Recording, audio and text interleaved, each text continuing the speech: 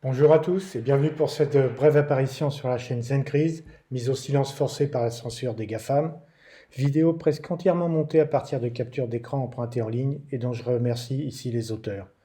Apparition qui va encore me valoir un tas d'amis et d'ennuis pour des vœux un peu acides qui collationnent les inepties du moment et imaginent les suites possibles. Je ne sais pas si ce sont des vœux sarcastiques en forme d'analyse ou une analyse en forme de vœux, car au final, je vous souhaite le meilleur et vous donne quelques pistes de sortie de secours, dont une solution pour devenir millionnaire empruntée au brillant Nicolas Chéron. Car je n'ai malheureusement que de l'analyse à vous offrir, et puis c'est aussi pour moi une façon de prendre date. Vœux que j'ai donc intitulé de façon sarcastique. On s'est bien fendu la poire en 2022 et qui aurait dû s'accompagner de joie, bonheur, santé et prospérité. Mais je pense plus adapté de vous souhaiter force, courage et sagesse en me référant à un homme nettement plus sage que moi puisqu'il s'agit de l'empereur et philosophe romain Marc Aurèle. Je cite en remplaçant le je par vous. Que la force vous soit donnée de supporter ce qui ne peut être changé et le courage de changer ce qui peut l'être, mais aussi la sagesse de distinguer l'un et l'autre. Je crois que plus que jamais, c'est ce que je peux vous souhaiter de mieux et que je vais moi-même essayer d'appliquer. Essayez, une fois de plus, car si j'avais été capable de le faire, cette chronique ne serait pas et à la place j'aurais fait plein de balades avec mon chien ou des allers-retours en trading. Je comprendrais donc que cette sagesse salvatrice vous interdise d'entendre certaines vérités contrariennes et que vous zappiez cette vidéo montée pour passer à une autre vision plus idéaliste, voire fataliste. Dans ce cas, je vous souhaite dès à présent le meilleur, car le pire n'est jamais sûr, surtout quand on y est préparé. Michel-Ange disait que la statue était déjà dans la pierre. Le travail du sculpteur n'est que de la délivrer. Il suffit donc d'enlever le surplus, mais n'est pas Michel-Ange qui veut. Et dans ce cas, je vous laisse avec un autre grand monsieur et vous invite à visualiser la vidéo de son passage sur TV5 Monde, un concentré de vérité et de sagesse, et vous présente sincèrement mes meilleurs vœux. Pour les plus courageux, bienvenue dans la partie analyse. Les crises et les guerres ont façonné l'histoire humaine, du moins depuis que l'homme s'est sédentarisé en village il y a environ 12 000 ans. Elles n'ont malheureusement rien d'anormal. À l'échelle du temps humain, ce sont les périodes de paix qui sont des exceptions. C'est dans notre nature et je ne crois pas que ça changera, car notre partie animale, archétypique en quelque sorte, ne cessera pas d'exister. Il nous faut donc faire avec nos imperfections. Pour pouvoir en faire quelque chose, nous avons donc besoin de ces trois qualités, la force, le courage et la sagesse. La sagesse de ne pas attendre que tout soit parfait, mais de nous concentrer sur ce qui est important. Nous avons donc commencé 2022 comme nous avions terminé 2021, en soignant une mauvaise blague, gérée sous l'empire du mensonge et appelée virus puisque certains mots ne sont plus prononçables en ligne. Puis, le 24 février, nous avons continué dans le mensonge collectif et la fabrique du consentement avec la guerre en Ukraine, dont les conséquences sont, comme d'habitude, terribles pour les peuples et surtout pour les civils, mais aussi pour la vérité. Car si on s'intéresse à la cause de la cause, cette guerre, du moins à mes yeux, a pour origine première la présence militaire américaine en Ukraine dès 2018, dans le but d'un détachement de l'Ukraine de la Russie, théorisé en 2008 par Brzezinski dans le Grand Échiquier, afin de ramener la Russie du rang de puissance mondiale à celui de puissance régionale. Puis, en 2014, vint les manifestations de la place Magdan, où nos propres services de renseignement ont compté plus de 300 agents de la CIA, et il en fut de même pour toutes les révolutions oranges qui ont encerclé la Russie, contrairement aux promesses faites à Gorbatchev. Quant aux accords de Minsk, dont la France et l'Allemagne, entre autres, s'étaient portés garants, ils sont volontairement restés lettres mortes, et ce n'est pas moi qui le dis, mais l'auteur de ce qu'un président ne devrait pas dire. Même François Mitterrand avait vu venir le risque de cette politique expansionniste dès 1989. Mais lui était cultivé et avait connu la guerre dans son passé, même douteux. Nous déshabillons donc notre armée, à peine dimensionnée pour les OPEX et la dissuasion nucléaire, et déjà en pyjama en termes de munitions, avec 2 jours de stock de missiles et des pertes estimées à environ 50% de nos avions lors de ces 2 premiers jours d'une potentielle guerre. C'est le très respectable général Gomard qui le dit. Le seul général, avec Grégoire de Saint-Quentin, parmi les généraux Plateau, à ne pas avoir occupé un poste onusien ou otanien pour en revenir avec un cerveau atlantiste, car aujourd'hui, il y a malheureusement plus de postes d'état-major dans ces machins que de postes d'état-major en France. Certains généraux, même s'ils sont de deuxième section et qu'ils oublient de le préciser, une sorte de retraite si l'on veut, arrivent à se féliciter de la mort de centaines de jeunes soldats russes le soir du réveillon. Jeunes dont la plupart ne devaient à peine savoir pourquoi ils étaient là, 15 jours après avoir été réquisitionnés. Même s'il y a un pays agresseur et un agressé, et cela ne fait aucun doute, un mort est toujours un mort de trop, quelle que soit sa nationalité. Comme quoi, les généraux, c'est comme les yaourts. Il y a une date, une DLC à ne pas dépasser. Haute incongruité, en plus de nos canons César, dont les Ukrainiens auraient revendu un exemplaire à la Russie, qui s'est dépêché de faire du reverse engineering, nous avons donné, selon l'ex-colonel du renseignement suisse Jacques Beau, ayant été chargé pour l'ONU du suivi de ces trafics d'armes dites légères, mais qui intègrent des missiles antiaériens portés à l'épaule, que nous risquons un jour de retrouver en bout de piste à Roissy. Quant aux Kalachnikov, elles sont déjà arrivées sur le marché noir et en banlieue selon les services spécialisés d'Europol. Il était difficile d'ignorer la corruption endémique en Ukraine. Et on ne se refait pas, c'est dans les gènes. Et puis, il faut dire que ce monsieur a dû avoir un bon professeur. Pour les gens dont la chasse au trafic en tout genre était le métier, c'est un peu la même stupeur lorsque l'on a fait rentrer Malte et Chypre dans l'UE, et ça le sera encore avec la Moldavie, qui souffre de la même gangrène. Même les mercenaires américains sur le terrain s'aperçoivent que ce n'est pas tout à fait comme ce qu'on nous dit dans le Post ou dans nos médias mainstream. Médias qui ne se sont d'ailleurs pas attardés sur les 44 000 euros de courses que Mme Zelensky a fait pendant son passage à Paris, où elle venait pour quémander de l'argent, car quelques courses de Noël à Paris, c'est quand même important. Pour faire avancer la démocratie versus Ukraine, le président Zelensky a lui banni les partis d'opposition, une branche de l'Église orthodoxe, et vient de renforcer son contrôle sur les médias. Et pourtant, l'argent de notre pays, de nos impôts, continue de pleuvoir sous prétexte de défense de cette prétendue démocratie. Mais la France est bonne fille, pas rancunière, et apparemment riche, puisque nous donnons également 360 millions d'aides à la République islamique du Pakistan, dont le parti au pouvoir est férocement intégriste, soutenu par l'Arabie saoudite et les Émirats. Autre grande démocratie connue, mais nos 360 millions ne vont pas peser lourd face aux milliards de nos chers émirs. Il faut dire que question démocratie et protection des droits en Europe, on en connaît un rayon. Cette dame, non élue, offre nos données personnelles aux grandes oreilles américaines, ce qui ne fait qu'officialiser la chose, mais quand même. Déjà exfiltrée du poste de ministre de la Défense en Allemagne à cause d'un scandale de corruption, en plus de signer des contrats secrets avec les fournisseurs de vaccins, elle distribue notre argent à l'Ukraine. Comme toute la nuée de fonctionnaires européens, elle prend néanmoins soin d'augmenter son salaire au 1er janvier à 15 000 euros par mois et ce, exonéré d'impôts. Quant au pays des droits d'homme, non, pas le sien, le nôtre. Juste quelques petits arrangements entre amis. La publication au JO hors titre militaire de la remise des hochets de la République vaut toujours son pesant d'or. Heureusement, nous avons eu l'esprit du sport avec la Coupe du Monde de foot, jouée sur un charnier de 6500 corps d'ouvriers pour nous faire oublier toutes ces horreurs de la guerre. Même les Qataris le photographient. Vous imaginez le général de Gaulle offrant cette image de la France? Et puis passer d'une dépression annoncée un mois avant à cet état d'excitation, ce n'est ni le foot, ni l'ivermictine. Coupe du Monde où la France a envoyé à Doha 200 gendarmes, dont des membres du GIGN et autres spécialistes de la police, et une dizaine de chiens pour assurer la sécurité.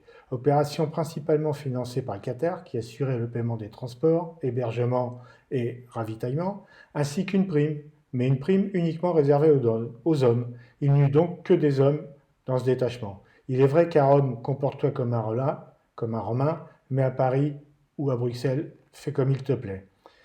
Et voici le clou du spectacle de ce spectacle sportif. Mais comme la main qui reçoit est toujours en dessous de celle qui donne, les Qataris se sont offusqués des poursuites judiciaires et ont menacé de couper le gaz. Donc, fermez le banc, il n'y a plus rien à voir. Mais revenons en France, clore cette rétrospective 2022 qui nous dira sans surprise à quoi s'attendre pour 2023, même si le pire n'est jamais sûr. Si certains députés de la majorité qui ont tous signé un engagement à voter en deuxième lecture tous les textes présentés par le gouvernement ont rendu leur tablier en dénonçant plus ou moins fort une monarchie absolue, d'autres apprécient trop le confort de leur situation pour se respecter. Au-delà de cet excellent article que vous pouvez lire, et qui ne fait que confirmer la décorrélation entre les perchés et la masse des pauvres, les sans-dents comme disaient certains, que les premiers insultent et surtout culpabilisent. Regardez sur la photo les regards des saints innocents face à leur Dieu. C'est plus fort que l'intrication quantique. Quant à la réduction du paquet d'ondes, reste à voir. Cette intrication quantique, avec la particule élémentaire, on la retrouve à tous les niveaux, notamment celui des intercommunalités, où des maires se transforment en clones et en Napoléon. Même les problèmes simples comme les règles de fixation du prix de l'électricité, même pas de sa disponibilité, uniquement les prix de l'électricité, qui génèrent destruction massive des artisans, agriculteurs, boulangers, semblent trop compliqués pour nos élites, dont notre première ministre est pourtant une polytechnicienne vapoteuse. Alors que les Espagnols et les Portugais, dont le président avait pris la suite de la présidence européenne après Emmanuel Macron, ont réglé le problème en 2 coups de cuillère à peau, et que nos parents et le général de Gaulle avaient fait dans la simplicité et l'efficacité avant l'arrivée des rapaces, car une des bases du problème, au-delà de l'allégeance au diktat de Bruxelles, c'est la loi qui impose à EDF, payée par nos impôts, de vendre 70% de sa production à 42 centimes le mégawattheure, le kilowattheure, donc 42 € le mégawattheure, aux opérateurs alternatifs qui n'en font rien avant de le revendre 250 après négociation avec Bruno Le Maire, et qu'à ce prix-là, en plus, ils seront dédommagés par l'État, donc par nos impôts, qui va les indemniser. Avec la destruction par le Saint-Esprit de Nord Stream 1 et 2, l'Europe est condamnée à acheter notre gaz de schiste 5 fois le prix des USA, ou bien à nos chers émirs.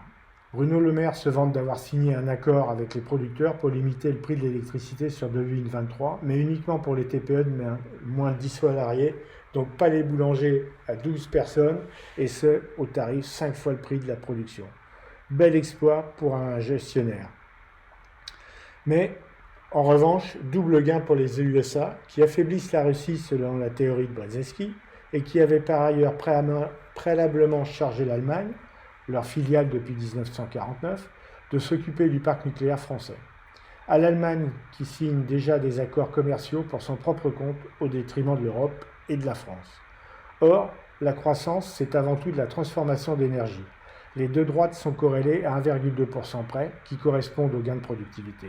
C'est ce phénomène qui sert de régulateur de vitesse à la croissance par le principe de l'offre et de la demande, dit du pricing power. Ce qui donne cela, avec comme réponse cela. Le dernier numéro de cirque d'un des Mozart de l'absurdité.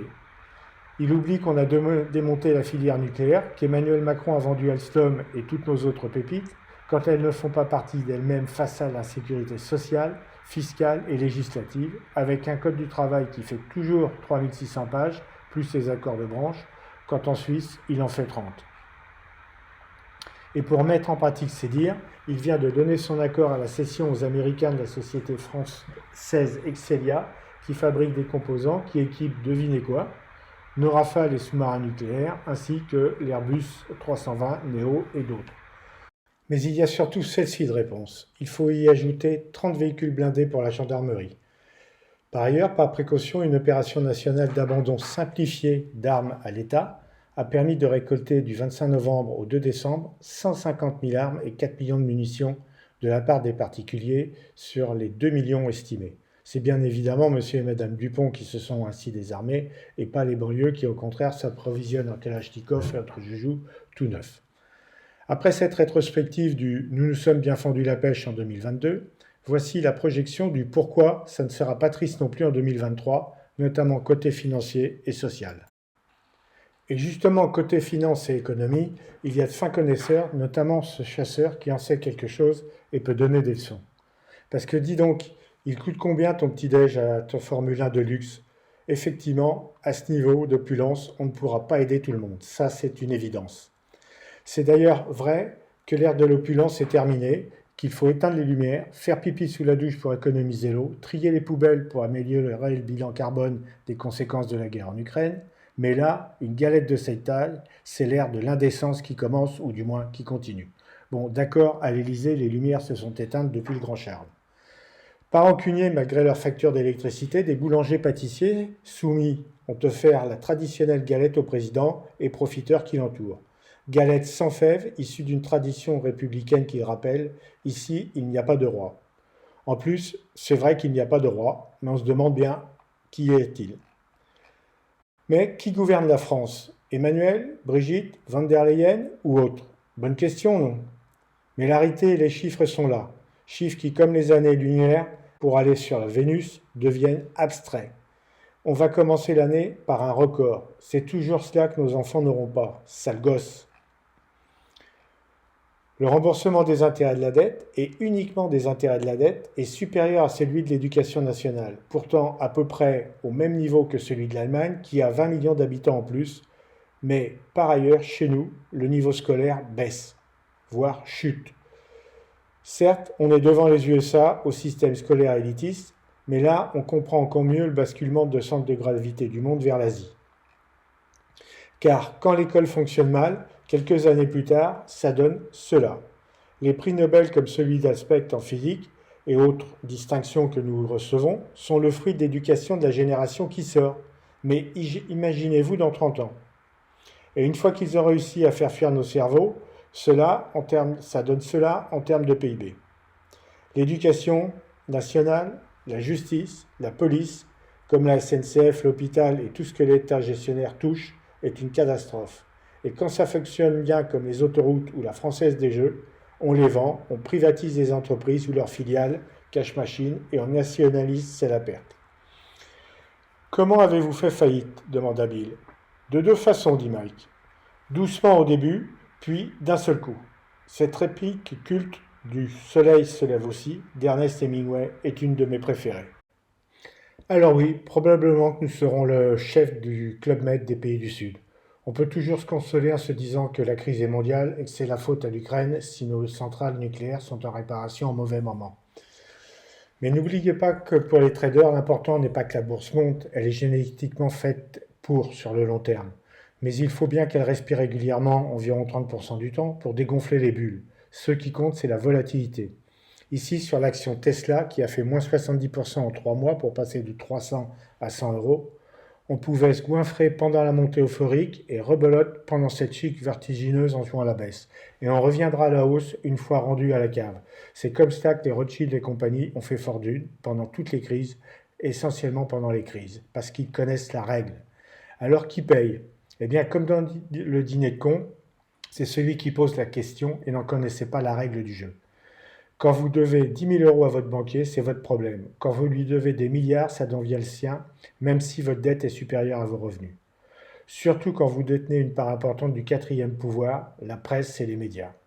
Et les 7,5 milliards d'impôts que lui réclame la justice suisse sur la base de documents internes qui avaient été mis en ligne par un groupe de criminels ne doivent pas non plus l'empêcher de dormir. La preuve, Emmanuel Macron vient d'octroyer 30 millions d'euros à cette presse écrite aux ordres détenus par une dizaine de milliardaires. C'est le prix de la soumission intéressée. La différence entre les pauvres, entre guillemets, et les riches, c'est que les premiers dépensent et que les secondes investissent. Les premiers achètent des revenus, si possible récurrents, du cash flow futur et font travailler leur argent, quand les seconds travaillent pour avoir de l'argent en vendant leur temps, soit la deuxième chose la plus précieuse après la santé et avec les libertés, la liberté d'être, de faire et de penser. Onfray, un des rares penseurs justement de notre époque, rappelle qu'aujourd'hui en Occident, les hommes préfèrent vivre soumis que mourir libre. Il est peut-être là le problème. Exemple avec la carte d'abonnement prépayée de Starbucks que vous achetez volontairement, et 1,6 milliard placé à 9%, ça paye les clopes. Or, 9%, c'est en moyenne ce que fait l'indice US, le S&P 500, sur le long terme. Donc, rien de particulier à faire, il suffit de connaître deux règles. La première, c'est la règle d'Einstein, enfin celle qu'Einstein appelait la force la plus puissante de l'univers, c'est-à-dire celle des intérêts composés. La seconde, c'est que les marchés financiers sont structurellement construits pour la hausse sur le long terme, car les entreprises qui perdent pied sont remplacées par les nouveaux leaders. Pour les petits investisseurs passifs, il existe néanmoins deux problèmes. Les trous d'air qui se produisent régulièrement et qui ne peuvent être tissés que sur le temps long, et sur les cryptos, le rythme d'un creux d'un an tous les 4 ans. Le second problème, c'est que si vous déléguez la gestion de votre portefeuille, soit une grande partie des gains part en frais de gestion pour pas grand-chose, car vous ne profiterez même pas des périodes de baisse que peuvent offrir qui peuvent offrir des opportunités de gain. Et deuxièmement, ces gestionnaires vont en effet procéder à une gestion dite à tort de bon père de famille en vous gavant d'obligations d'État, comme si les États ne pouvaient pas faire faillite, et vont ainsi vous faire passer à côté de belles opérations pour finir au mieux, au niveau de l'indice, les frais de gestion en plus. Rien n'est gravé dans le marbre, à part dans les croyances. Il ne s'agit pas de demander aux riches de l'être moins, c'est leur mindset. Ils sont faits pour cela. Il suffit simplement d'éviter qu'ils échappent à l'impôt, mais il faut demander aux pauvres de faire l'effort d'apprendre la règle et de la mettre en pratique à leur échelle. Il est donc intéressant d'y penser pour arriver millionnaire à la retraite, plutôt que de compter sur les ânes qui gouvernent ce pays de veau, pour en garantir une, que ce soit à 60, 65 ou 70 ans. On s'en fiche parce que le système ne pourra structurellement tout simplement plus payer, avec 1,7 personnes qui travaillent, et encore ce sera moins d'ici là, pour un retraité qui coûte médicalement de plus en plus cher. En gros, c'est choisir une retraite libre et responsable contre une retraite incertaine et imposée. Et comme par hasard, 262 €, c'est justement le montant moyen des cotisations retraite des Français. Cotisations qui sont un sujet sensible puisqu'ils représentent 14% du PIB national, même si les dépenses en face sont largement plus importantes, ça a le mérite d'habiller les comptes de l'État. Et en moyenne, selon une étude de l'AMF, les Français épargnent 244 € par mois en moyenne, encore une fois, et 22% d'entre eux ne peuvent pas épargner effectivement. Et ça fonctionne encore mieux avec 300 € par mois. Et 300 € par mois, c'est ce que l'on dépense en fumant un paquet par jour. Là aussi, la solution, c'est d'investir sur ses connaissances, car pour ceux qui se donnent la peine d'apprendre et de respecter la règle du trading, des 20% de rendement sont largement atteignables. Donc, occupez-vous de vous plutôt que de l'idéologie et de l'utopie collective. Michel Onfray, encore lui, rappelle que les masses, pas plus que les peuples, n'ont que très rarement fait l'histoire, contrairement à ce que pensent encore certains marxistes. Il faut simplement 2% de résistants actifs et sachant faire, soutenus activement par 20% de la population pour faire basculer une majorité. Or ça me rappelle des chiffres. C'était le cas avec les Gilets jaunes avant qu'ils ne cassent eux-mêmes leurs 80% de soutien de la population par manque de culture de la chose et absence de chefs cervelés. Donc, au lieu de défiler pour rien entre Bastille et Nation, avec les camarades endoctrinés, comprenez la loi des intérêts composés du schéma précédent, agissez et investissez sur vous, pour vous, sur vos connaissances et sur vos compétences. Car le futur a déjà été écrit pour vous à Davos, je cite, « Vous ne posséderez plus rien, mais vous serez heureux ». Il faut comprendre. Une des 8 prévisions du Forum de Davos, un programme connu sous le nom de la Grande Réinitialisation, enclenché sous la forme d'un programme en 4 étapes, connu parce que décrit dès 1995 par Gustave Le Bon dans La psychologie des foules, mais aussi ensuite en 1984 ou Le meilleur des mondes d'Huxley. Les 4 étapes comprennent la première qui est de desserver le peuple en abaissant progressivement son niveau de culture générale par le biais du système scolaire égalisant par le bas et à l'aide de ces machines à abrutir nommées télévision. La France a été excellente sur le sujet au vu des classements internationaux que nous avons passés précédemment. Seconde règle, et parallèlement à cela, il convient de contrôler le bon peuple à la mode du crédit social chinois grâce à la technologie. Une fois un certain niveau d'ignorance atteint, niveau d'ignorance générale, il convient de cultiver la peur. Peur du chômage, peur du méchant microbe, peur des coupures d'électricité, peur du réchauffement climatique. La peur engendre la fabrique du consentement, le consentement la croyance, et la croyance le pouvoir absolu du maître. Mais il y a néanmoins une 4e condition. Cette condition est que le peuple ait une lueur d'espoir de sortir de sa condition, qu'il sait être misérable et soumise, et pour cela, la Française des Jeux veille à la récompense avec son loto. C'est le sucre, c'est l'espoir. Mais comme tout process, il a ses limites. Les limites sont que le peuple ait du pain, y compris sans que cela soit associé à l'honneur d'avoir travaillé pour le gagner, mais le fruit de tout un tas d'aides et de subsides. D'où le quoi qu'il en coûte et l'appui de chèques carburant, fuel, bois, vélo, etc., ce qui correspond à la soviétisation pour contrer une gestion catastrophique du parti stalinien en quelque sorte. Il faut par ailleurs que ce brave peuple croit qu'il a encore plus à perdre pour ne pas se révolter. Le futur proche nous dira si les conditions sont réunies. Les crises sont cycliques, il y a plein de modèles là-dessus, c'est les cycles de 100 ans, de 20 ans en économie, de 35 pour l'énergie, de 4 ans pour les cryptos, etc. Là, pour la première fois depuis 30 ans, l'économiste atypique qu'est Charles Gave, avec ses 80 ans, qui conseille des grands investisseurs à travers le monde, s'avoue incapable de savoir ce qui va se passer à un horizon de 12 à 15 mois. Attendons-nous donc à l'inattendu, et le meilleur moyen pour cela est peut-être d'être dans l'action, au sein de sa zone de pouvoir. Edgar Morin disait du haut de ses 96 ans à l'époque, « Quelle que soit la direction dans laquelle je regarde, je ne vois arriver que des catastrophes. Et pourtant, je reste optimiste, parce qu'à chaque fois le hasard a rebattu les cartes au dernier moment. » N'ayant pas la sagesse ni le fatalisme de ce grand homme, je préfère pour ma part investir sur moi-même plutôt que sur le hasard. Derrière ce titre volontairement provocateur, on s'est bien fendu la poire en 2022, cette année restera pour moi, non pas celle de la guerre en Ukraine, mais la façon honteuse dont les USA, qui dans 4 ans vont fêter leur 250e anniversaire de leur création, et leurs 500 conflits environ, dont la plupart ont été perdus, ce sera l'année de la façon dont ils ont livré l'Afghanistan et ses femmes aux talibans, sans même prendre le soin d'en prévenir les larbins que nous sommes. Afghanistan, où sont tombés 82 de nos militaires français, en pleine force de large, en pensant défendre des valeurs humanistes. Alors que répondent aujourd'hui à leurs parents, épouses, enfants à la question légitime du pourquoi ? Pourquoi et pourquoi ? En tout cas, ce n'est pas ce genre de réponse qu'ils attendaient. Pas de donner leur argent en plus d'avoir donné leur vie, leur fils, leur père ou leur époux à des groupes fondamentalistes dont le message et les objectifs ont le mérite d'être clairs et nous empêchera de dire « on ne savait pas ».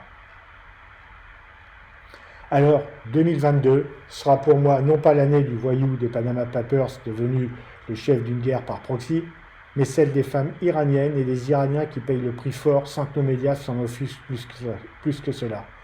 Pas plus qu'ils ne prêtent attention aux 400 conflits dans le monde, au peuple yéménite que les Soudaniens massacrent avec des armes françaises, ni à la famine qui ravage le Soudan, la disparition par la pollution des grands lacs africains et de la biodiversité. Les mêmes Mozart de l'absurdité étant aujourd'hui aux commandes, on ne devrait donc pas s'ennuyer non plus en 2023. Mais il y a toujours de belles opportunités à saisir et on n'aura que le bonheur que l'on se donne. Alors, même si on commence cette nouvelle année comme on a fini la précédente par le mensonge et le déni fait de manipulation, il n'y a eu aucun incident notable en France, annonçait le ministre qui s'exprimait depuis Mayotte où il était en visite. C'est vrai que 960 véhicules incendiés, malgré 90 000 forces de l'ordre mobilisées pour la Saint-Sylvestre, ce ne sont pas des incidents notables. Le pire n'est jamais sûr, surtout quand on s'y est préparé. Et moi aussi, j'ai fait un rêve. C'est donc confiant et préparé que j'accueille 2023 avec optimisme, malgré le clip sur lequel je vous laisse, clip nommé Ready or Not, choisi parce que si les classes moyennes et ceux qui sont en contrat avec les États en faillite, les retraités, les chômeurs, les fonctionnaires, mais aussi les propriétaires vont se faire laminer en Europe qui rentre dans une crise à long terme, et tout particulièrement pour la France, que la chasse aux iconoclastes comme moi qui publie ce genre de vidéos est ouverte, en réalité on s'en fiche, car on sera toujours plus agile que la répression et l'autoritarisme habillés en démocratie. Mais tant que nous n'aurons pas appris à cesser d'accuser les autres de nos faiblesses, nous resterons des enfants et nous resterons fragiles. Mais pour votre bien-être, évitez les prospectivistes comme moi, ils se trompent dans 80% des cas, et pourtant, une pendule même en panne donne l'heure exacte 2 fois par jour. Et si je ne souhaite pas, je ne vois pas d'autre horizon ni solution qu'une bonne vraie crise nous permettant de toucher le fond au plus vite pour pouvoir, s'il nous reste suffisamment d'énergie, refaire surface sur une mer débarrassée de ses épaves et de ses parasites. Mais une révolution n'est-elle pas faire un 360 degrés pour revenir au même point, en étant passé par la violence et peut-être pour rien, ou pour s'arrêter à la porte de l'Élysée comme un samedi du 5 décembre ? Meilleurs vœux les plus sincères et que la force vous soit donnée de supporter ce qui ne peut être changé et le courage de changer ce qui peut l'être, mais aussi la sagesse de distinguer l'un de l'autre. Meilleurs vœux à tous.